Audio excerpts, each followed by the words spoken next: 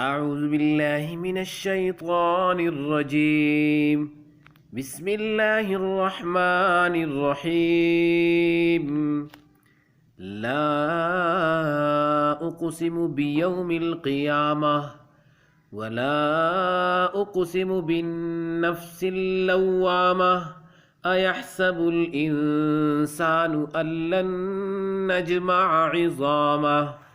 بلى قادرين على أن نسوي بنانه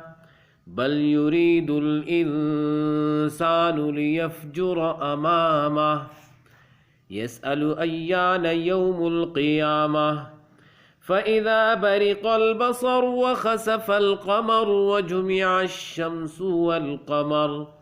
يقول الإنسان يومئذ أين المفر كلا لا وزر إلى ربك يومئذ المستقر ينبأ الإنسان يومئذ بما قدم وأخر بل الإنسان على نفسه بصيرة ولو ألقى معاذيره لا تحرك به لسانك لتعجل به إن علينا جمعه وقرآنه فإذا قرأناه فاتبع قرآنه ثم إن علينا بيانه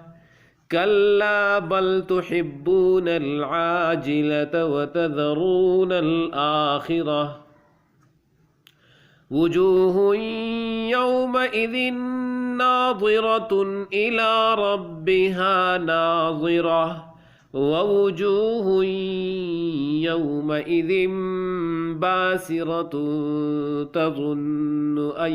يفعل بها فاقرة كلا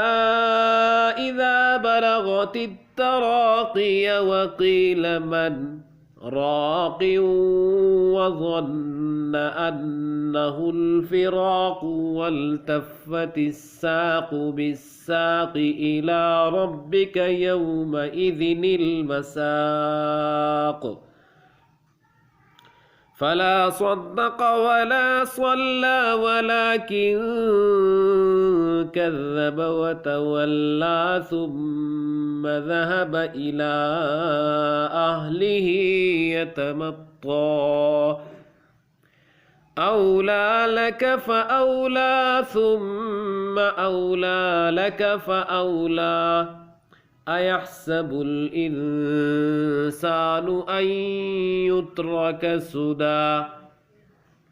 ألم يك نطفة من مني يمنى ثم كان علقة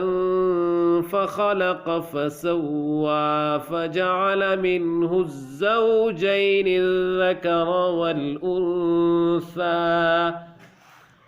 أليس ذلك بقادر على أن يحيي الموتى صدق الله